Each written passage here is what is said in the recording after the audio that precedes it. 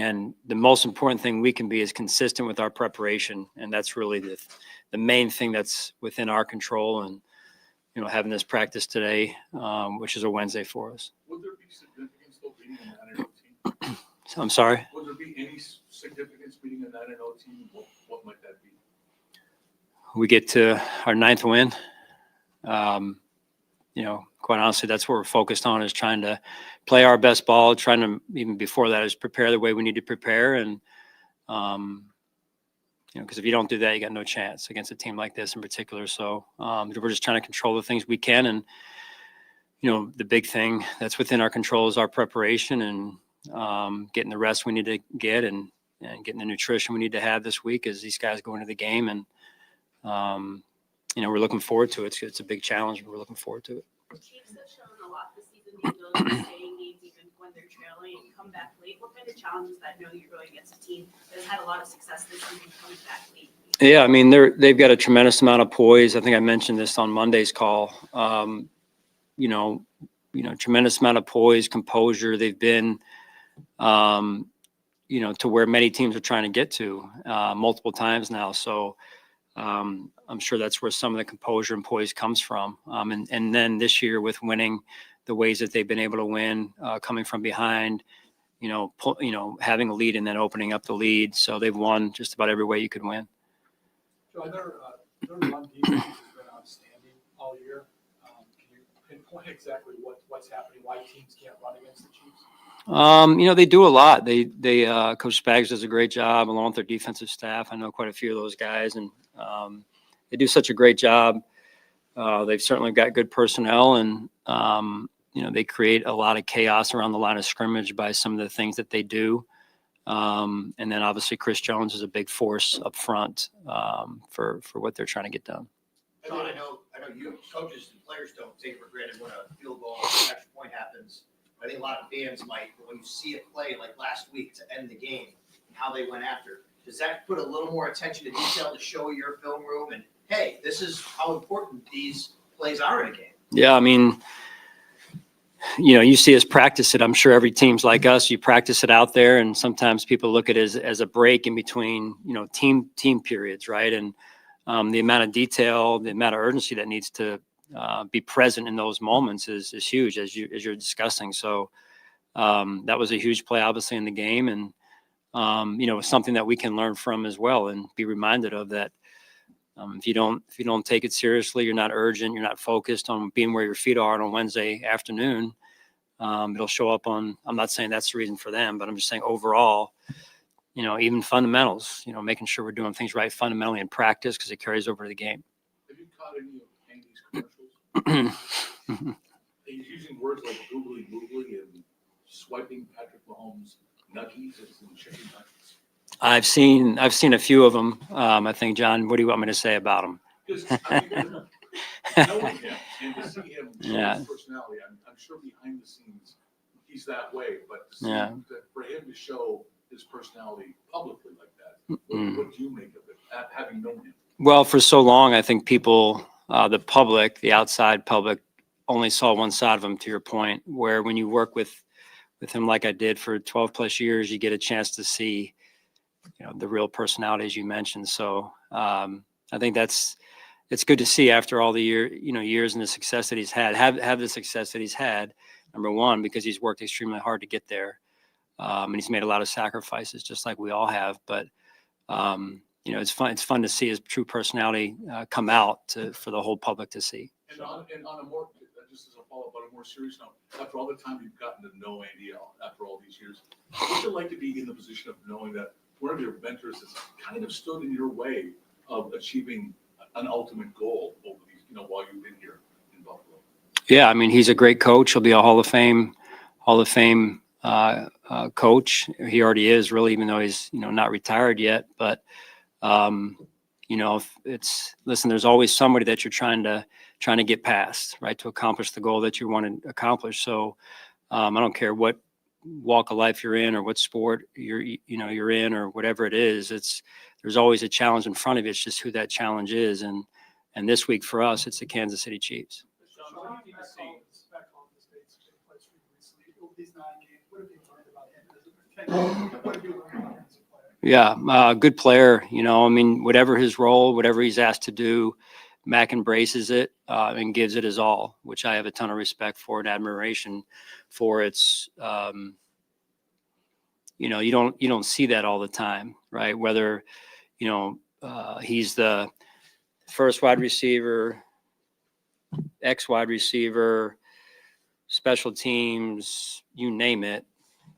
He's going to put everything he's got into it. So again, the amount of appreciation, the amount of respect that I have, that his teammates have for him, is because of that's how he handles his business every day. And that consistency, as we talk about consistency, is develops trust and respect. Sean, what do you need to see from that? I know he's not going to play Sunday. As you open this window here to make sure that he's on track and can eventually get back on. Well, I mean, you talk about a guy that's been on a journey, right? 2 years now of going through what he's gone through. And it's just amazing to watch his resilient nature, right? He's so resilient. He's persistent. He's got a goal, and he's worked his butt off to get back to where he's at. And so this will be the first, practice he's had in quite some time. And I mean, I don't even know, right? And I know him rather well. I don't even know what really he's been through over the last 2 years. And so I think that just speaks to the type of person he is, how driven he is, and trying to pursue the goals that he has as an individual and for us as a team as well. I mean, he's as much of a team player as we have. So just a great guy to have on board here. His presence alone provides a lot for your team. Just knowing that, like, hey, that guy, that caliber is getting close. Yeah, I mean, it's also why, this year has been a little bit different than last year. When he had the injury last year, he wasn't really able to be. He was around, but he just not as much as this year.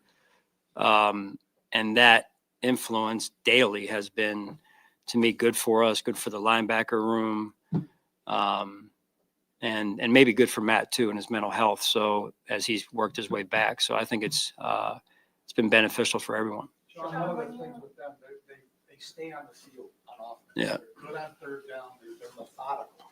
How do you, as a defense, get them off the field? I think that's the question. I think that's the question everyone's trying to solve, but hasn't been able to. They're just really good, Sal. I mean, I'm not going to get into strategy here, but it's a hard code to crack, as everyone knows. All the teams that they've played to this point, the teams that they played last year in the playoffs, us being one of them, they're extremely well coached. They adjust through the course of a game. They execute at a high level. Again, you can only control so much, right? We can't control what they do or don't do, but we got to focus on making sure that we're ready to play. And that starts with, if it didn't already start by today, then it starts with today and the urgency we have to have today. Sean, when you play them, when you talk about the mentality of treating this just like it's the next game coming up, again, that starts with coaches, but for Josh Allen, who's been in so many of these matchups, how do you see him embrace that mindset? Well, I think he leads by example with that. And I think that more than anything, I think players, athletes crave that too. Just some form of normalcy. They don't live, quote unquote, sometimes normal lives. And so that normalcy is sometimes welcomed day in and day out. So that's how we do it here.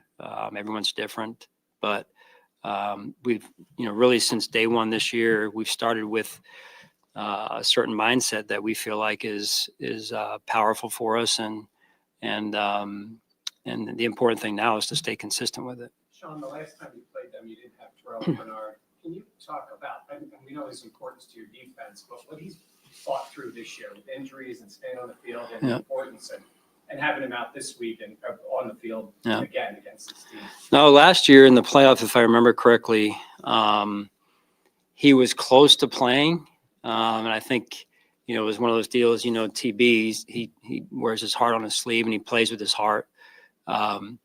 He was pretty emotional about not being able to play, not being able to be out there with his teammates. And so it's always good to have him out there. Number one, I'll start there. But two is, it's a new experience when you have him play. He's played against the Chiefs, but not multiple times like some. So, but it's good to have him out there. He's a big time leader for us on our team and our defense for certain. And he's just like a quarterback on the field for us. The addition of Hopkins to their group, what challenges does he represent? Yeah, really good player. I thought it was a smart move by them at the deadline or close to the deadline there. And the thing I know about Andy and Brett Beach is they're never going to just sit pat. I mean, they're always trying to, like we are, improve our roster and improve every way we can in our football team. So, I kind of wasn't surprised by it. Sean, how unique is it that for this matchup, you guys know each other so well? They just added DeAndre, you guys just added Amari. To add those two talented receivers to this game, how much of an X factor is it? I don't know. I mean, you look at it and say it's usually not about one player, but they're certainly both good players.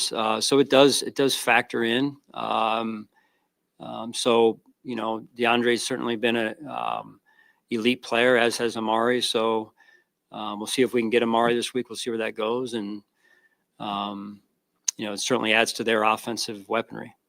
You said the other day that people like watching good quarterbacks. And in a game like this, you've got Josh Allen, Patrick Mahomes.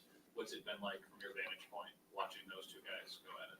Yeah, really fascinating to watch. I mean, when you think about the different matchups, the multiple matchups, I think I counted the other day, there's been, what is this, 7, 8, something like that.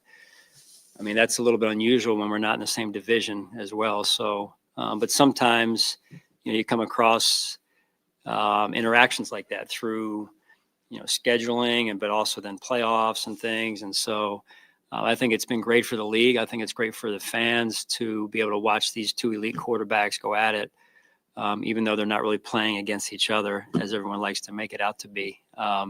So, and I think, and I don't know, but I feel like, they both have a ton of respect for one another and their game, right? Which is also cool to see. Say 2 more, please. There was the playoff game here last year, but first time since 2020 to have a regular season Bills Chiefs game in Orchard Park. Just what is that like, and having that, the game here as opposed to in Kansas City this year? Yeah, I mean, you play where the schedule takes you. That's what you do. We're always thankful to be able to play at home. I feel like we've been on the road quite a bit this year to this point. You guys probably feel the same. So, but we don't take that for granted. We've got to make sure we put in our work and at the same time, we get a chance to be in front of our fans, but our fans also travel anywhere and everywhere we go, whether it's London or last week to Indianapolis or beyond. So we're certainly grateful for that. Sean, I know you're probably taking it one day at a time with Spencer, and I'm walking with him, so sorry Yep. to answer this, but what's the outlook for him this week, and are you hopeful that he can practice at some point? I am. I'm hopeful. I just don't know yet. But he's out today, and that's all I know. So what Nate does is he'll update me tonight and update us, and then we go from there. All right. Thanks, guys. Thanks, Josh.